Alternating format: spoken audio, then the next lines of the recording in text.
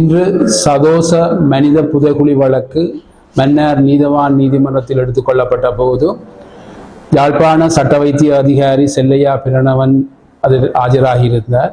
ஏற்கனவே இணங்கிக் கொண்டதன்படி அகழ்ந்தெடுக்கப்பட்ட மனித எச்சங்களின் எலும்புக்கூட்டு தொகுதிகள் இன்று சட்ட வைத்திய அதிகாரியிடம் கையளிக்கப்பட்டது.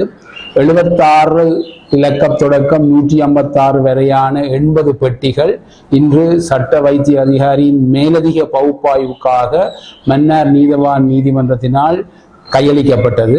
மிகுதி 75 எலும்புக்கூட்டு தொகுதிகள் நாளை கையளிக்கப்பட இருக்கின்றன. பகுப்பாய்வு செய்து மேலதிக அறிக்கைகளை மன்னார் நீதவான் நீதிமன்றத்தில் தாக்கல் செய்ய இருக்கின்றது. இதே நேரம் அரசு சட்டத்தரணி, காணாப்போனோர் அலுவலக சட்டத்தரணி,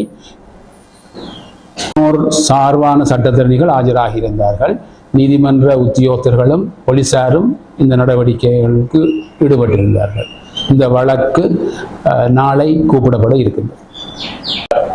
இன்று கையளிக்கப்பட்ட மனித எச்சங்கள் சதோச புதைகுழியின் மனித எச்சங்களை ஆய்வு செய்யும் யாழ்ப்பாண சட்ட வைத்திய அதிகாரி பிரணவன் அவர்களினால் இந்த எலும்புகளுக்கான இறப்பு காரணம் அதன் வயது, பால் போன்ற விவரங்களும், இறப்பு ஏற்பட்டதற்கான காயங்கள், அதுக்கான குற்ற செயலில் ஈடுபட்டதா போன்ற விவரங்களும் நீதிமன்றத்தில் தாக்கல் செய்யப்பட இருக்கின்றது. அத்தோடு நீதிமன்றத்துக்கிலும் இது தொடர்பான கேள்விகள் எழுதப்பட்டு அது சம்பந்தமான அறிக்கையும் சமர்ப்பிக்கப்பட வேண்டும் என்று கோரப்பட்டிருக்கின்றது. அது எவ்வளவு காலத்துக்குள் இது நிறைவேற்றப்படலாம், என்ன தீர்மானத்துக்கு நீங்கள் வர இருக்கின்றீர்கள் என்ற கேள்வி நீதிமன்றத்தினால் சட்ட வைத்திய அதிகாரிகள் கேட்கப்பட்டது. அது சம்பந்தமான அறிக்கையும் அவர் எதிர்வரும் தினங்களில் நீதிமன்றத்தில் தாக்கல் செய்ய இருக்கின்றார்.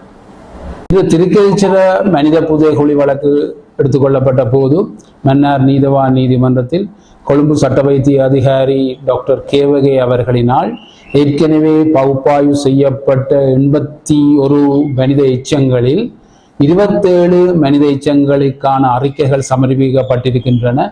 கொலைக்கான காரணம், வயது, பால், இறப்புக்கான காரணம் போன்ற விவரங்கள், 27 மனித உடலங்களுக்கான அறிக்கை இன்று கையளிக்கப்பட்டிருக்கின்றது. மிகுதி மனித எச்சங்களுக்கான அறிக்கை 6 மாத கால தவணைகளுக்குள் கையளிக்கப்படுவதாக நீதிமன்றத்தில் கூறப்பட்டிருந்தது.